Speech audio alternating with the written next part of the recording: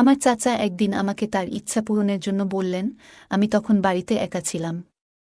চাচা আমাকে বেডরুমে নিয়ে গিয়ে শান্ত পরিবেশে বসালেন।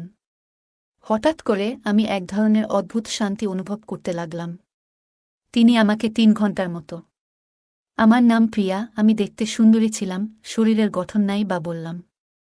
আমার অলৌকিক সৌন্দর্যের জন্য সবাই আমাকে চিনত, বাইরে বের হলেই সবাই আমার দিকে চেয়ে থাকত, মনে হতো তারা আমাকে কিছু বলতে চায়। কিন্তু আমার মোহনীয় মুখের আড়ালে ছিল দুঃখে ভরা একটি হৃদয়।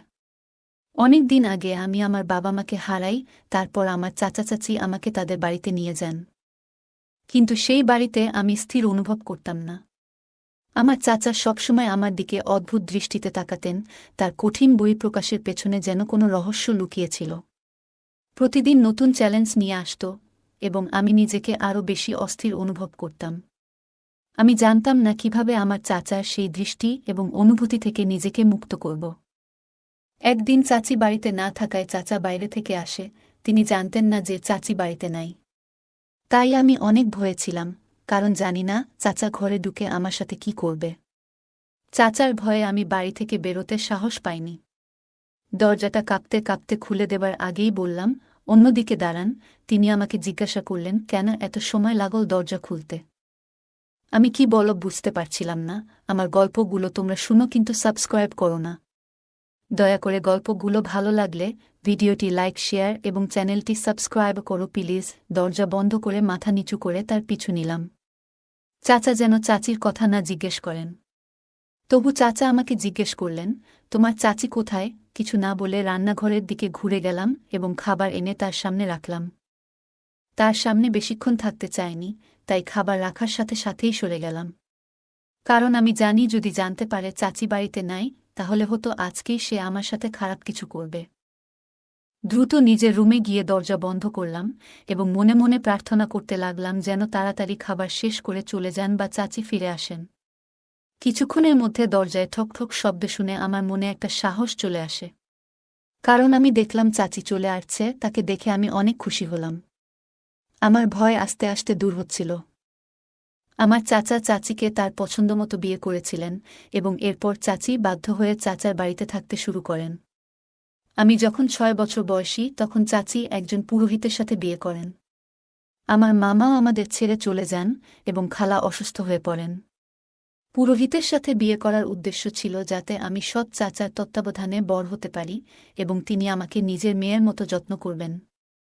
চাচিও তেমনটাই ভেবেছিলেন। আমার এই সৎ চাচা সত্যিই আমার যত্ন নিতেন এবং আমার প্রতিটি ছোট প্রয়োজন মেটাতেন। আমি আমার আসল চাচাকে হারানোর পর এই সৎ চাচাই আমার সবকিছু হয়ে ওঠেন। সময় দ্রুত কেটে যায় এবং তার প্রতি আমার ধারণা খুবই ইতিবাচক ছিল। কিন্তু যখন আমি 16 বছর বয়সী হলাম, তখন বুঝতে পারলাম চাচার আমার প্রতি ভালোবাসা ছিল, তবে তা চাচার মতো ছিল না। আমি এখন কিছুটা জ্ঞানী হয়ে উঠেছিলাম। আমাকে নিয়মিত বাইরে যেতে হতো, অনেক বন্ধু ছিল, এবং তাদের কাছ থেকে জানতে পারি যে আমার এই চাচা একজন ভালো মানুষ হলেও আমি তাকে পছন্দ করতাম না। সবকিছু মিথ্যে মনে হতো। আমি এসব কথা কখনোই চাচিকে বলিনি, তবে শুধু মামাকে বলতাম। আমার চাচা 10ম শ্রেণী পর্যন্ত পড়াশোনা করেছিলেন, তবুও আমাদের বাড়ির উঠানের এক কোণে একটি ছোট রুম ছিল যেখানে চাচা বাচ্চাদের টিউশনি দিতেন। চাচি বা আমি সেই রুম সম্পর্কে জানতাম না। ছোটবেলায় আমার চাচা আমাকে সেই রুমে পড়াতে নিয়ে যাননি, বরং একটি আলাদা ঘরে পড়াতেন। আমার মা এবং আমি তার কাজকে ভালোবাসায় পূর্ণ মনে করতাম এবং অনুভব করতাম যে তিনি আমাদের ভালো চান। যখন তিনি অন্য বাচ্চাদের পড়াতেন আমরা দুজনেই চুপচাপ থাকতাম, কিন্তু আমি গভীরভাবে চাইতাম যে তিনি আমাকে সেই সেশনে অন্তর্ভুক্ত করুক। বড় হওয়ার পর এবং জিনিসগুলি আরও ভালোভাবে বুঝতে পারার পর বুঝতে পারলাম হয়তো শুধু একটি আকাঙ্ক্ষা ছাড়া আরও কিছু ছিল। টিউশনির সময় গোপনীয়তা। হয়তো তার কর্মের পিছনে এমন কিছু লুকিয়ে ছিল যা আমি আগে বুঝতে পারিনি। আমার কৌতূহল আর সামলাতে না পেরে একদিন সাহস করে চাচাকে জিজ্ঞাসা করলাম কেন তিনি আমাকে অন্য বাচ্চাদের সাথে পড়তে দেননি। তারপর আমি সেই রুমের দিকে এগিয়ে গেলাম যেখানে সব বাচ্চারা ছিল, তারা ছুটির জন্য প্রস্তুতি নিচ্ছিল। তবে সবকিছুর মধ্যে আমি লক্ষ্য করলাম একটি 10 বছর বয়সী মেয়ে কান্নায় ভেঙে পড়েছে। চাচা তাকে জোর করে থামাচ্ছেন এবং বাড়ি না যাওয়ার জন্য বলছেন। মেয়েটি বাড়ি যেতে চেয়েছিল, কিন্তু চাচার আচরণ ছিল বেশ কৌতূহলজনক এবং অস্বাভাবিক। আমি দূর থেকে চুপচাপ দাঁড়িয়ে সব দেখছিলাম। কিছুতেই বোঝা যাচ্ছিল না কেন এই পরিস্থিতি ঘটছে। চাচা অবশেষে মেয়েটিকে ধরে অন্য ঘরে নিয়ে গেলেন। আমি জানি নিজের চোখকে বিশ্বাস করতে পারতেছিলাম না যে চাচা এসব কি করছে। আমি পিছন পিছন গিয়ে দেখলাম দরজা বন্ধ হয়ে গেল এবং চাচা মেয়েটিকে শান্ত করার চেষ্টা করছেন। আমি সবকিছু চুপচাপ দেখে যাচ্ছিলাম এবং তখনই বুঝতে পারলাম যে আমার বন্ধুরা চাচা সম্পর্কে যা বলেছিল তা হয়তো সঠিক ছিল। আমার মনে চাচার প্রতি ঘৃণার বীজ জন্ম নিতে শুরু করেছিল, কিন্তু আমি তা প্রকাশ করতে পারছিলাম না। অন্য সবার কাছে তিনি ছিলেন একজন দেবতা, বিশেষ করে আমার চাচির কাছে তিনি শুধু স্বামীই ছিলেন না, আরও অনেক কিছু। আমার মধ্যে থাকা আবেগগুলো খুবই বিভ্রান্তিকর হয়ে উঠেছিল। যিনি আমাকে বল করেছেন তার সম্পর্কে এই দ্বিধা আমাকে ছিঁড়ে ফেলছিল। আমি অনুভব করছিলাম যে এই মুহূর্তটি আমাদের জীবনের একটি গুরুত্বপূর্ণ পরিবর্তন নিয়ে আসবে। এমন একটি মুহূর্ত যেখানে গোপন সত্য প্রকাশ পাবে এবং সম্পর্ক ভেঙে যাবে। এখন থেকে আমি চাচাকে গোপনে নজর রাখতে শুরু করব। এটা ঠিক যে এখন প্রতি 2-3 দিন পরপর চাচা কোনো না কোনো বাচ্চাকে থামানোর চেষ্টা করতেন। কিন্তু লক্ষণীয় বিষয় হল তিনি সবসময় মেয়েদেরই থামাতেন, ছেলেদের নয়। সেই কাঁদতে থাকা মেয়েটি আমার সন্দেহের সত্যতা প্রমাণ করেছিল, কিন্তু চাচা যা বলেছিলেন তা কেউ বিশ্বাস করতে প্রস্তুত ছিল না। তিনি বলতেন, সবকিছু বিশ্বাস করা উচিত নয়, বিশেষ করে যা শোনা যায়। যদি কিছু ভুল হয় তাহলে তোমার সাথে এমন কিছু হতে পারে। তিনি জানতেন যে তিনি আমার আসল চাচা নন, তবুও তিনি কতটা ভালোবাসেন তা দেখে অনুমান করতে পারতাম যে তিনি ভুল হতে পারেন। কিন্তু সেই দৃশ্য আমার সামনে ছিল, তাই আমি কখনো কখনো সঠিক এবং ভুলের মধ্যে দোলাচল করতাম। আমি ভাবতাম তিনি আমার চাচা নন, আবার মাঝে মাঝে ভাবতাম যে চাচি তার সম্পর্কে যা বলছে তা সঠিক। এভাবে সময় কেটে যাচ্ছিল এবং চাচার প্রতি আমার ঘৃণা বাড়ছিল। এখন আমার বয়স 19 বছর এবং চাচি আমাকে তার স্কার্ফ পরে স্কুলে পাঠাতেন।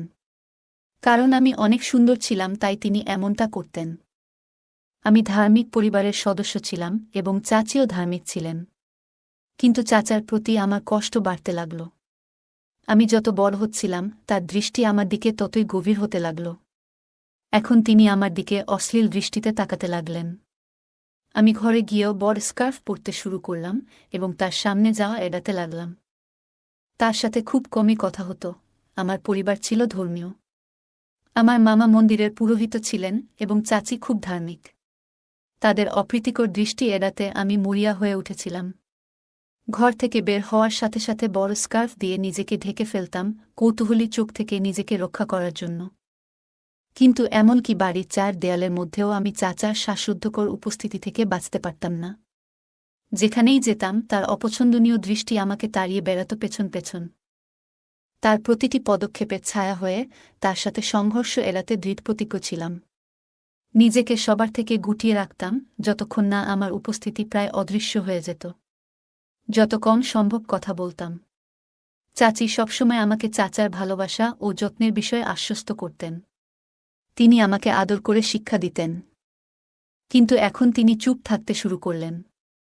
হয়তো তিনি বুঝতে পেরেছিলেন যে আমার চাচা সম্পর্কে আমি যা বলেছি তা সত্যি ছিল। যদিও তিনি আমার চাচা ছিলেন, যখন একজন ভাতিজি তার চাচার সাথে নিরাপদ বোধ করে না, তখন সেই সম্পর্কটা আর স্বাভাবিক থাকে না। আমি সবসময় অনুভব করতাম যে চাচা আমাকে তার ভাতিজি হিসেবে দেখেন না। তিনি আমার যত্ন নিতেন না এবং আমার ইচ্ছাগুলি পূরণ করতেন না। এখন চাচাকে আমার দেখাশোনা করতে হতো, যার কারণে তিনি কোথাও যেতে হলে আমাকে সাথে নিয়ে যেতেন। তিনি অপেক্ষা করতেন এমন সময়ের জন্য যখন চাচা বাড়িতে থাকতেন না, অথবা আমাকেও সাথে নিয়ে যেতেন, কারণ এলাকার মানুষের ভয়ে আমাকে একা রেখে যেতে পারতেন না। সবাই বলত আমি ভাগ্যবান যে আমার চাচা একজন দেবতার মতো, যিনি আমাকে একজন সত্যিকারের চাচার চেয়েও বেশি ভালোবাসেন। কিন্তু কেউ জানত না আমি ঘরে কি অসুবিধায় ছিলাম। আমি এমনকি রাতে রুমের ভেতর থেকে তালা দিয়ে ঘুমাতাম। দরজায় হালকা টোকা দিলেও আমার ঘুম ভেঙে যেত এবং মাঝে মাঝে ভয়ে আমার গায়ের লোম খাড়া হয়ে যেত। মাঝরাতে পানির প্রয়োজন হলেও ঘর থেকে বের হতাম না। এমন জীবন যাপন করেও যখন মানুষ বলত আমি ভাগ্যবান, তখন আমি কষ্টের মধ্যেই থাকতাম। আমার মন চাচার মুখে ঘুষি মারতে চেয়েছিল, কিন্তু আমি কিছু করতে পারিনি, তাই সবসময় চুপ থাকতাম। এখন মনে হচ্ছে চাচিও তার সিদ্ধান্ত নিয়ে অনুশোচনা করছেন। কারণ আমি দেখলাম দিন দিন তিনি আরও চুপচাপ হয়ে যাচ্ছেন এবং প্রায় লুকিয়ে কাঁদতেন। হয়তো তিনি বুঝতে পেরেছিলেন যে তিনি ভুল সিদ্ধান্ত নিয়েছেন, কিন্তু এখন সেই সিদ্ধান্ত মেনে নেওয়া ছাড়া আর কোনো উপায় নেই। একদিন আমি গ্রামের মোড় দিয়ে যাচ্ছিলাম এবং একটি মহিলাকে দেখতে পেলাম। মহিলাটি আমার চাচির কাছে এসে নিচু স্বরে বলছিলেন যে তিনি আর তার মেয়েকে চাচার বাড়িতে পাঠাতে চান না। তিনি বললেন তার মেয়ের সঙ্গে চাচার আচরণে কিছু সমস্যা হয়েছে এবং তিনি তার মেয়ের নিরাপত্তা নিয়ে চিন্তিত। চাচি তাকে বোঝানোর চেষ্টা করলেন যে হয়তো এটি ভুল বোঝাবুঝি হতে পারে, কিন্তু মহিলাটি অনড় ছিলেন যে মেয়ের নিরাপত্তা সবচেয়ে গুরুত্বপূর্ণ। এই উদ্বেগ ও অনিশ্চয়তার মাঝে চাচি একটি সিদ্ধান্ত নিলেন যে তিনি নিজেই প্রিয়ার চাচার সাথে কথা বলবেন এবং নিশ্চিত করবেন যে এমন কোনো ঘটনা আর না ঘটে। রাতে চাচি দৃঢ়তার সাথে বাড়ির দিকে হাঁটতে লাগলেন। বাড়িতে পৌঁছানোর সাথে সাথে তিনি চাচার সাথে কথা বলতে শুরু করলেন। আমি লুকিয়ে সব দেখছিলাম, কিন্তু চাচা হঠাৎ রেগে গিয়ে চাচির উপর হাত তুললেন। আমি সামনে এসে চাচিকে বাঁচানোর চেষ্টা করলাম, কিন্তু পারিনি। মহিলারা এরপর আমার চাচার সম্পর্কে কথা বলতে লাগলেন। সেদিন রাতে চাচা চাচির উপর খুব রেগে গেলেন এবং আমি অসহায়ভাবে সব দেখলাম। তিনি রেগে গেলে চাচিকে অনেক মারতেন, তার নিষ্ঠুরতা চাচি চুপচাপ সহ্য করতেন, কারণ তার আর কিছু করার ছিল না। কিন্তু আজ পর্যন্ত চাচা আমাকে কিছু বলেননি এবং আশা করি তিনি আর কখনো আমাকে আক্রমণ করবেন না। যদিও তিনি অন্য মেয়েদের মতো আমাকে কষ্ট দিতে পারতেন, আমি তাকে সবার সামনে চাচা হিসেবে উপস্থাপন করতে বাধ্য হয়েছি। অনেকেই জানত না যে তিনি আমার আসল চাচা নন। আজ চাচি ঘরের ভেতরে বসেছিলেন, কারণ তাকে কিছু কাজের জন্য বাইরে যেতে হয়েছিল। সেই সময় চাচা বাড়িতে ছিলেন এবং রাতের খাবারের জন্য আসতে হয়েছিল। কিছুক্ষণ পর দরজায় ধাক্কার শব্দ শুনে আমি দরজা খুলতে গেলাম। দরজায় শুধু আমার চাচা দাঁড়িয়েছিলেন এবং যা শুনেছিলাম সবকিছুই সত্যি বলে মনে হচ্ছিল।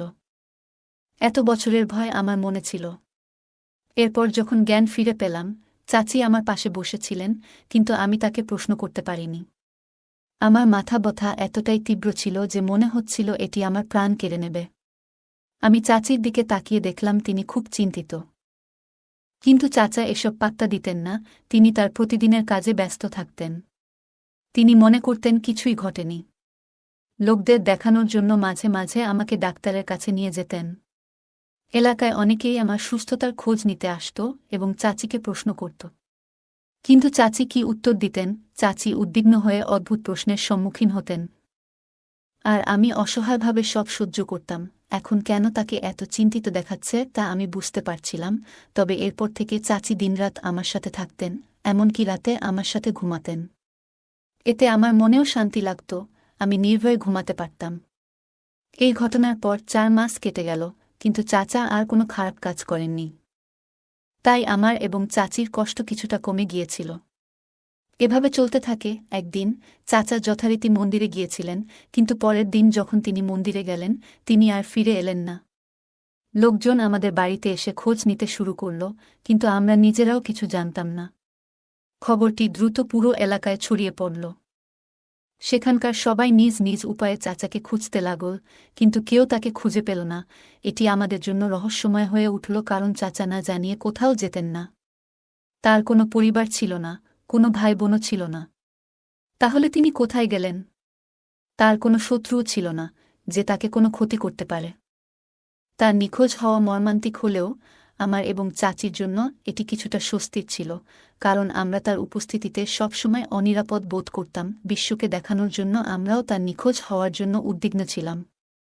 গ্রামের লোকজন চাচিকে অনুরোধ করল থানায় একটি নিখোঁজ রিপোর্ট দায়ের করতে। কিন্তু চাচি খুবই ভেঙে পড়েছিলেন। তিনি মানতে পারছিলেন না যে এই বাড়িতে আর চাচা ফিরবেন না। এটা তার স্বামীও ছিল, তাই চাচি অভিযোগ করার অনুমতি দিয়েছিলেন। এরপর পুরো গ্রাম আমাদের খুব যত্ন নিতে শুরু করে। আর এই সমস্ত কিছু ঘটেছিল সেই একই ব্যক্তির কারণে। আমার চাচা জানতে পেরে আমি আর আমার চাচি এলাকার কিছু দায়িত্বশীল ব্যক্তিদের নিয়ে থানায় পৌঁছলাম। কিন্তু সেখানে আমার চাচাকে দেখে সবাই অবাক হয়ে গেল। সে কালো রঙের কুর্তা এবং ধুতি পরে ঘুরে বেড়াত, আর এখন সে প্যান্ট শার্ট পরে। তার চুল এলোমেলো এবং তার ঘাড় আলগা ছিল। আমরা মনে মনে নিশ্চিন্ত হলাম, কারণ কেউ বিশ্বাস করতে পারছিল না যে সে চুরি করতে গিয়ে ধরা পড়েছে। শুনলাম সে মন্দিরের পুরোহিত সেজেছিল এবং এখানে চুরি করতে গিয়ে ধরা পড়েছে। পুলিশ তাকে প্রশ্ন করল, তুমি কি একই পুরোহিত? সে বলল, হ্যাঁ, আমি একই ব্যক্তি। তারপর সে পুরো ঘটনা বলতে শুরু করল, যা শুনে আমরা সবাই অবাক হলাম। বাস্তবে সে পণ্ডিত বা পুরোহিত ছিল না। সে একজন ব্যবসায়ীর ছেলে এবং জানে না কোথায় জন্মেছে। সে ছোটবেলায় অর্থ উপার্জন করত, কিন্তু তার খুব কম যত্ন নেওয়া হয়েছিল। প্রায় ৮ বছর বয়সে সে এখানে ওখানে ঘুরে বেড়াত এবং ৬ বছর এভাবে বেঁচেছিল। প্রথম চুরি করে সে ৪ বছর বয়সে, তারপর ধীরে ধীরে তার মতো অনেক ছেলেকে নিয়ে একটি দল তৈরি করে ছোটখাটো চুরি তার দ্বিধা কমিয়ে দেয় এবং ধীরে ধীরে সে বড় বড় বাড়ি এবং ব্যাংক ডাকাতি করতে শুরু করে। একবার চুরির মাঝেই ধরা পড়ে, কিন্তু দলের অন্য সব ছেলেরা কোনোভাবে পালিয়ে যায়। সে জেলে থেকে যায়। জানা যায় সে ধর্ম সম্পর্কে কিছুই জানত না, বরং গল্প বানিয়ে এবং অন্যদেরকে বিভ্রান্ত করে জ্ঞানী হওয়ার ভান করত। এই রহস্য ফাঁস হওয়ার পর পুরো সম্প্রদায় অবাক হয়ে যায়, বিশেষ করে একজন মহিলা। আমার চাচি তার বিশ্বাসঘাতক স্বামীর মিষ্টি কথায় এবং মিথ্যা প্রতিশ্রুতিতে ফেঁসে গিয়েছিলেন। তার মোহনীয় হাসির আড়ালে লুকিয়েছিল বিদ্বেষ ও ছলনা। চাচার প্রতারণা এবং মেয়ের নির্দোষতা জানার পর চাচা মেয়ের কষ্ট সহ্য করতে না পেরে তাকে প্রশ্ন করেন সেই ঘটনাগুলি সম্পর্কে যা তার মেয়ের ভাগ্যকে প্রভাবিত করেছিল। যেদিন চাচাকে অচেতন অবস্থায় পাওয়া গেল, সে তার স্বার্থপর আকাঙ্ক্ষার জন্য আমাকে শোষণ করেছিল যতক্ষণ না আমি তার নিষ্ঠুরতার কারণে হতবাক হয়ে যাই। আমার চাচি দ্রুত কর্তৃপক্ষের সঙ্গে যোগাযোগ করেন এবং নিশ্চিত করেন যে চাচাকে অবিলম্বে গ্রেফতার করা হয়। এরপর চাচির ঘৃণ্য কাজের জন্য ডিভোর্সের মামলা করতে হয়। সময় সবকিছু পরিবর্তন করে দিল। গল্পটা কেমন লাগলো জানাতে ভুলবে না। আরও মজার মজার রোমান্টিক গল্প শুনতে চাইলে ভিডিওটি লাইক, শেয়ার এবং চ্যানেলটি সাবস্ক্রাইব করতে এবং বেল আইকনটি ক্লিক করতে ভুলবে না। ধন্যবাদ। বিষয়টা এমন ছিল যে মাঝরাতে হঠাৎ বিদ্যুৎ চলে গেল। তখন আমার ছোট ভাগ্নে আমার সাথে ছিল, আর বাড়িতে আর কেউ ছিল না। সে আমার খুব কাছের মানুষ, ওর সাথে থাকতে আমার অনেক ভালো লাগত, কিন্তু আজকের রাতটা ছিল একদম আলাদা। বিদ্যুৎ চলে যাওয়ার পর পুরো ঘরটা অন্ধকারে ঢেকে গেল। একা একা ঘরে শুয়েছিলাম আর আশেপাশে সবকিছু ভয়ের মতো লাগতে শুরু করল। হঠাৎ আমার হৃদস্পন্দন বেড়ে গেল, যেন অন্ধকারের মধ্যে কিছু আছে। আমি কিছু দেখতে চেষ্টা করছিলাম, কিন্তু স্পষ্টভাবে কিছুই বুঝতে পারছিলাম না। একরকম অস্থির অবস্থায় আমি আমার ভাগ্নেকে বললাম, ওঠো, আলো নিভে গেছে, আমি একটু ভয় পাচ্ছি। সে ধীরে ধীরে উঠল, আর তার মুখে এক ধরনের অদ্ভুত হাসি। হঠাৎ তার কথা শুনে আমার মনে হলো যেন আমি অন্য কারো সাথে কথা বলছি। মনে হলো আমার সেই পরিচিত ভাগ্নেটা নয়। আজকের গল্পটা স্পেশাল, সবাই রেডি থাকো। দয়া করে গল্পগুলো ভালো লাগলে ভিডিওটি লাইক, শেয়ার এবং চ্যানেলটি সাবস্ক্রাইব করো প্লিজ। আমি ৩১ বছর বয়সী সুন্দরী একজন মহিলা। বিয়ের পর আমি আরও বেশি সুন্দর হতে থাকি। বিয়ের পর আমার ভাগ্নে আমাকে সব সময় মামি মামি বলে জ্বালাতন করত। সব সময় আমার সাথেই থাকতে চাইত। সে বেশিরভাগ সময় আমার সাথেই থাকত। আমাকে সে অনেক ভালোবাসত। আমি জানতাম যে সেদিন সন্ধ্যাটা একটু অন্যরকম হতে চলেছে। হঠাৎ করেই আমার স্বামী অফিসের কাজ নিয়ে ব্যস্ত হয়ে পড়ল, আর আমি রান্নাঘরে কাজ করছিলাম। তখনই বিদ্যুৎ চলে যাওয়ায় পুরো ঘরটা অন্ধকারে ডুবে গেল। ঠিক তখনই আমার বোনের ফোন এলো। আমি তাকে বললাম, এখানে আলো নেই, কাজগুলোও থেমে গেছে। আমার বোন বলল, চিন্তা করিস না, আমি কুনালকে পাঠিয়ে দিচ্ছি। কুনালের নাম শুনে আমি বললাম, ওকেই পাঠাও, খুব দরকার। ফোনটা রেখে অপেক্ষা করতে লাগলাম। কুনাল আসার সময় আমার মনে পড়ছিল ছোটবেলার স্মৃতি। তখন সে ছিল একদম দুরন্ত, সব সময় আমাকে মজা করত। তবে এখন অনেক দিন পর সে শহরের বাইরে পড়াশোনা করছে, তাই আর দেখা হয় না। সেই পুরনো দুষ্টুমিগুলো যেন হারিয়ে গেছে। কিছুক্ষণ পর দরজার বেল বাজল। দরজা খুলতেই দেখি সামনে একজন লম্বা ও সুদর্শন যুবক দাঁড়িয়ে আছে। প্রথমে চিনতে সময় লাগলেও পরে বুঝলাম এ তো কুনাল। অবাক হয়ে বললাম, তুমি এত বড় হয়ে গেছ।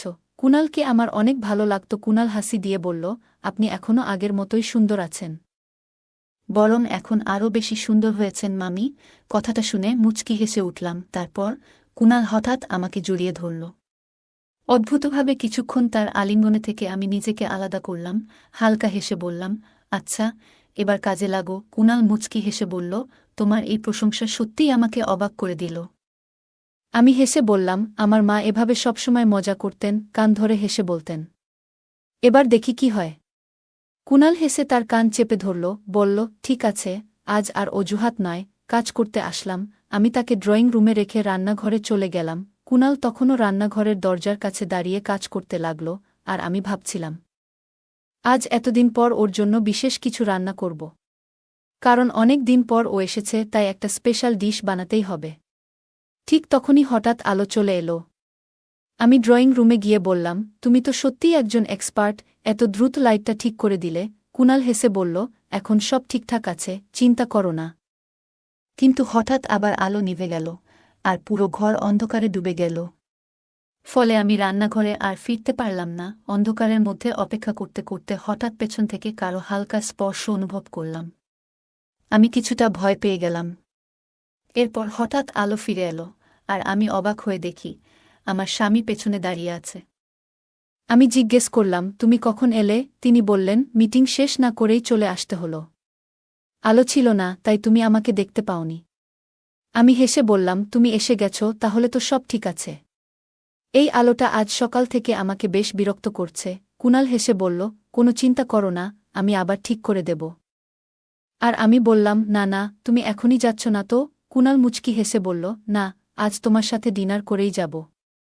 এরপর আমার স্বামী তার রুমে চলে গেল, আর আমি দাঁড়িয়ে ভাবছিলাম, এই পুরো ব্যাপারটা কি আমার কল্পনা ছিল নাকি বাস্তব। কুনাল এর কথা মনে পড়ল, সে আমাকে বলেছিল যে আমার বোনের কিছু জামা সে সেলাই করে দিয়েছে। আর আমি তাকে ধন্যবাদ দিয়ে বলেছিলাম যে সে রাতের খাবার খেয়ে তারপরই যাবে। আমি রান্নাঘরে গিয়ে কুনাল এর পছন্দের খাবার তৈরি করতে শুরু করলাম। কাজ শেষ করে বাইরে আসতেই দেখি কুনাল আমার বিছানায় শুয়ে আছে। সে হেসে বলল, তুমি তো বেশ মোটা হয়ে গেছ, মামি। তার কথা শুনে আমি হেসে মাথায় হাত বুলিয়ে দিলাম। ছোটবেলায় ওর বোন আর ভাইও এমন মজা করত এবং আমাকে খুব ভালোবাসত, তবে কুনালের ব্যবহারটা একটু আলাদা লাগছিল, যেন তার মধ্যে কিছু পরিবর্তন আসছে। আমি ভেবেছিলাম হয়তো সে বড় হচ্ছে বলে এমন আচরণ করছে। কিন্তু ধীরে ধীরে তার আচরণগুলো একটু অস্বাভাবিক হতে লাগল। আমি চুল ঠিক করছিলাম আর ভাবছিলাম আজকের জন্য বিশেষ কিছু তৈরি করব। কুনাল অনেক দিন পর এসেছে, তাই একটি ভালো খাবারের আয়োজন করতে চেয়েছিলাম। ঠিক তখনই আমি আয়নার সামনে দাঁড়িয়ে চুল ঠিক করতে লাগলাম। হঠাৎ কুনাল আমার পিছনে এসে বলল, মামি, আপনি আমাকে কখনো নতুন শাড়ি পরে দেখাননি। আজ আপনি কি আমাকে আপনার শাড়ি পরিয়ে দেখাবেন? তার কথায় আমি একটু থমকে গেলাম। এটি আমার জন্য অস্বাভাবিক মনে হচ্ছিল, কিন্তু হেসে বললাম, কুনাল, তুমি তো আমাকে আগেও শাড়ি পরতে দেখেছ, তখন যখন আমি নতুন বিয়ে করে এসেছিলাম। কিন্তু সে বলল, তখন আমি ছোট ছিলাম, এখন তো বড় হয়েছি। আমি তার এই আগ্রহ দেখে হেসে বললাম, তুমি এখনও আমার চোখে ছোটই আছো। কিন্তু তার চোখে একটা আলাদা দৃষ্টিভঙ্গি ছিল, যেন সে তার ইচ্ছা পূরণের জন্য অপেক্ষা করছে। আমি তখন শাড়িটা পরে এলাম, আর সে যেন চোখ ফেরাতে পারছিল না। এটা আমাকে অস্বস্তি করলেও আমি বিষয়টা উপেক্ষা করার চেষ্টা করলাম। আমরা খাবার খেতে বসলাম, আর আমি অনুভব করছিলাম যে কিছু একটা ঠিকঠাক নেই। ধীরে ধীরে কুনালের আচরণগুলো আরও অদ্ভুত হতে শুরু করল। আমি যা করি, যাই পড়ি, এমনকি যখন ফোনে কথা বলি, সে আমার দিকে নজর রাখে। এই ঘটনাগুলো আমাকে অস্বস্তিতে ফেলছিল, কিন্তু কিছু বলার সাহস পাচ্ছিলাম না। একদিন কুনালের সাথে আমাদের কাজের লোকের ঝগড়া হয়ে গেল। সে আগে কাজ ছিল, কিন্তু ইদানিং অলস হয়ে পড়েছিল। এরপর থেকে কুনালের উপস্থিতি আরও অস্বস্তিকর লাগছিল, আর আমি বুঝতে পারছিলাম কিছু পরিবর্তন ঘটছে। তবে দ্বিধায় ছিলাম। আমার স্বামী তাকে মূলত ঘরের বাইরের কাজের জন্য রেখেছিল, কিন্তু এখন সে ছোটখাটো বিষয়ে অভিযোগ করছে, কখনো ছুটি চাইছে, কখনো বেতন বাড়ানোর দাবি করছে। তার আগের উদ্যম আর নেই। আমি প্রায়ই সব কাজ নিজেই করতাম, তবু যথেষ্ট বেতন দিতাম। তবুও সেদিন বেতন নিয়ে অভিযোগ করায় বিরক্ত হয়ে বললাম, তোমার প্রতিদিনের অনুরোধে আমি বিরক্ত হয়ে গেছি। আমার এই কথা শুনে সে চাকরি থেকে বের না করার জন্য অনুনয় বিনয় করতে লাগল। সে বিটবিট করে বলতে লাগল, কিন্তু আমি রাগে বললাম, তোমার যদি কাজ পছন্দ না হয়, তবে চলে যেতে পারো। হঠাৎ কুনাল এসে এই কথোপকথনের মধ্যে ঢুকে পড়ল। সে এসে বলল, মামি, তাকে ছেড়ে দাও। তোমার কাজের আর চিন্তা করতে হবে না। আমি কুনালকে থামানোর চেষ্টা করলাম, বললাম, কুনাল, এটা আমাদের বাড়ির ব্যাপার। কিন্তু সে আমার কথা শুনল না এবং কাজের লোকটিকে বের করে দিল। এটা আসলে একটি ছোট ব্যাপার ছিল যা সহজেই সমাধান করা যেত। কিন্তু কুনাল তখন আমার দিকে ঘুরে বলল, মামি, তোমার যদি কোনো কাজ থাকে, তাহলে আমাকে বলো। আমি তোমার সব দায়িত্ব নেব। তার এই কথায় আমি কিছুক্ষণের জন্য স্তব্ধ হয়ে গেলাম। সে যেন বুঝিয়ে দিতে চেয়েছিল যে সে আমার সকল দায়িত্ব কাঁধে নিতে প্রস্তুত। এই পরিস্থিতি আমাকে বেশ অস্বস্তিতে ফেলল। আমি নিজেকে সামলে নিয়ে বললাম, ঠিক আছে কুনাল, তুমি একটু পানি খাও। আমি তাকে এক গ্লাস পানি দিলাম, আর সে চুপচাপ পানি খেতে লাগল। কিন্তু তার আচরণে একটা অদ্ভুত পরিবর্তন লক্ষ্য করলাম।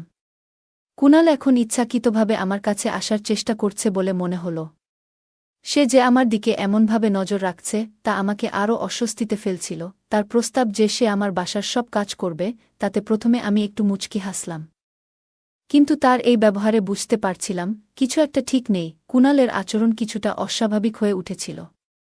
সে প্রায়ই আমাদের বাড়িতে আসতে শুরু করল এবং যখন আমি তাকে বলেছিলাম, তুমি এত ঘন ঘন কেন আসছ, সে হাসতে হাসতে বলল, মামি, আমি তো তোমার জন্য সবকিছু করতে পারি, মায়ের কাছে এসব বলবো না।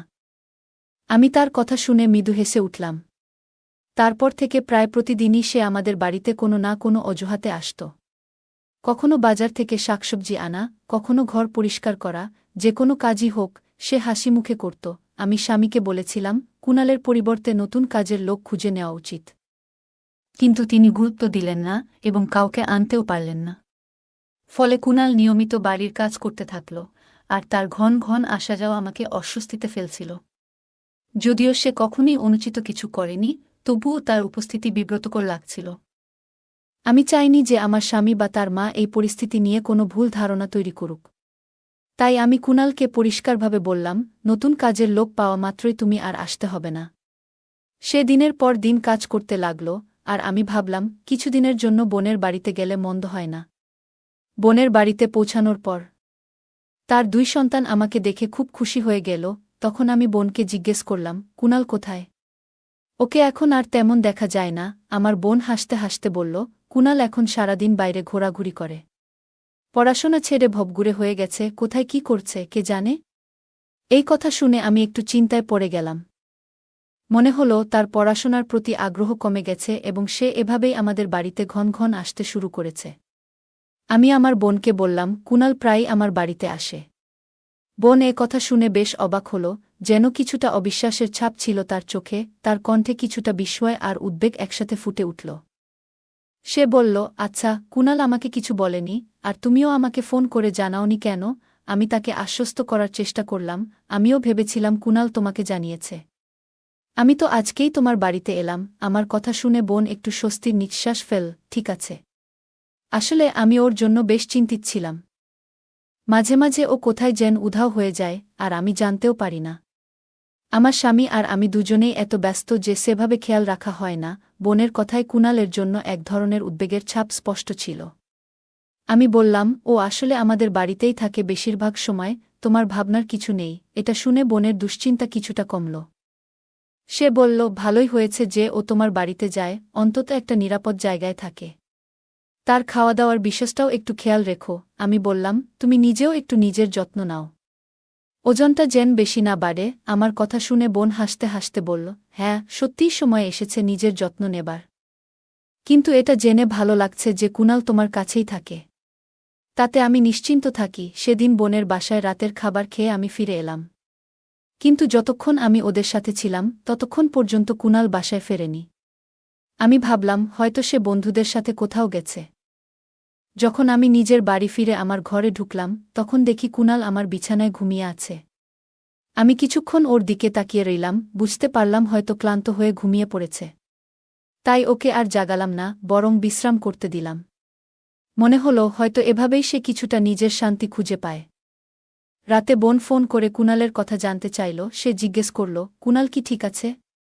এই কয়দিন তো বেশিরভাগ সময় তোর বাড়িতেই থাকছে।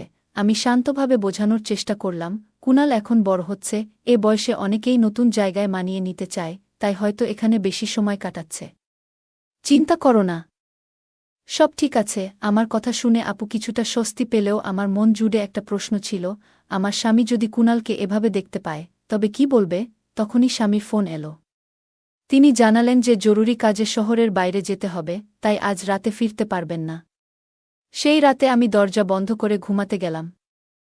তবে অন্য ঘরে গেলাম শুতে, কারণ কুনালের সাথে একই ঘরে থাকতে আমার স্বাচ্ছন্দ্য লাগছিল না। আমার স্বামী এর আগে বহুবার বাইরে গিয়েছেন, আর আমি একাই ছিলাম বাড়িতে। কিন্তু এবার পরিস্থিতি অন্যরকম মনে হচ্ছিল। পরের দিন সকালে কুণালের ঘরে গিয়ে দেখি সে তখনও ঘুমাচ্ছে। কপালে হাত দিয়ে বুঝলাম তার জ্বর। জিজ্ঞেস করতেই বলল, মাথা ব্যথা আর খুব দুর্বল লাগছে। আমি সঙ্গে সঙ্গে ডাক্তার ডাকলাম এবং তার জন্য চা বানিয়ে আনলাম। ডাক্তার না আসা পর্যন্ত আমি তার পাশে বসে থাকলাম, তার সেবা করছিলাম। হঠাৎ কুণাল মৃদুস্বরে বলল, তুমি খুব ভালো, সবসময় তোমার সান্নিধ্যে থাকতে ইচ্ছে করে। তার এই কথায় আমি কিছুটা অস্বস্তি বোধ করলাম, তাই বললাম, কুণাল, তুমি এখন বিশ্রাম নাও। কিছুক্ষণ পর ডাক্তার এসে বললেন, এটা শুধু জ্বর, চিন্তার কিছু নেই, কয়েকদিন বিশ্রাম নিলেই ঠিক হয়ে যাবে। কুণাল আবার ঘুমিয়ে পড়ল। কুণালকে এভাবে অসুস্থ দেখে আমার মন খারাপ হয়ে গেল, যেন আমি তাকে আমার নিজের সন্তানের মতোই ভালোবাসি। আমি তার কপালে একটা মমতামাখা চুমু দিয়ে বললাম, শীঘ্রই ভালো হয়ে উঠবে। সন্ধ্যা পর্যন্ত বিবেক ঘুমিয়েই ছিল। এর মধ্যে আমি আমার বোনকে ফোন করে সব জানালাম। আমার বোন এসে তাকে বলল, কুণাল, চলো এখন বাড়ি যাই। আমার বোন বলল, বাবাও তোমার জন্য খুব চিন্তিত। তবে কুণাল এর মুখ একটু মলিন হয়ে গেল। মা ও ছেলের মধ্যে কিছুটা মানসিক দূরত্ব তৈরি হয়েছে বলে মনে হল, কিন্তু আমার বোন তেমন কিছুই জানতে দিল না। আমি ওকে কাছে টেনে হালকা করে বোঝানোর চেষ্টা করলাম, তারপর বললাম, তোমার মা যখন এসেছেন। চোখ বন্ধ করে থাকলে কেন? কিছুক্ষণ চুপ থেকে কুণাল বলল, মা মনে করেন আমি খারাপ হয়ে যাচ্ছি, তাই বাবার সামনে আমাকে অপমান করেন। এজন্যই বাড়ি যেতে ইচ্ছে করে না। শুনে আমি অবাক হলাম, কারণ আমার বোন সবসময় যত্নশীল মা ছিলেন। আমি কুণালকে বোঝালাম, তোমার মা তোমার ভালোর জন্যই এসব বলেন, যেন তুমি সঠিক পথে থাকো এবং সময়ের গুরুত্ব বোঝো। কুণাল বলল, কিন্তু মা কেন সবার সামনে আমাকে ছোট করছেন? এতে আমার খুব খারাপ লাগে। তার কণ্ঠে কষ্টের সুর ছিল, আর আমি বুঝলাম এটা সামান্য বিষয় নয়। মা ছেলের ভুল বোঝাবুঝি মেটানো যেত, কিন্তু আমরা তখন সে ব্যাপারে আর কথা বলতে পারিনি। পরের দিন হঠাৎ আমার স্বামী ফোন করে জানালেন তাকে কিছুদিনের জন্য শহরের বাইরে যেতে হবে, আর চাইলে আমি বোনের বাড়িতে গিয়ে থাকতে পারি। আমি একটু হতাশ হয়ে বললাম, এই কদিন তুমি এত ব্যস্ত হয়ে নিয়ে থাকবে? স্বামী হেসে বললেন, তোমার জন্য একটা চমক আছে, তাই একটু অপেক্ষা করো।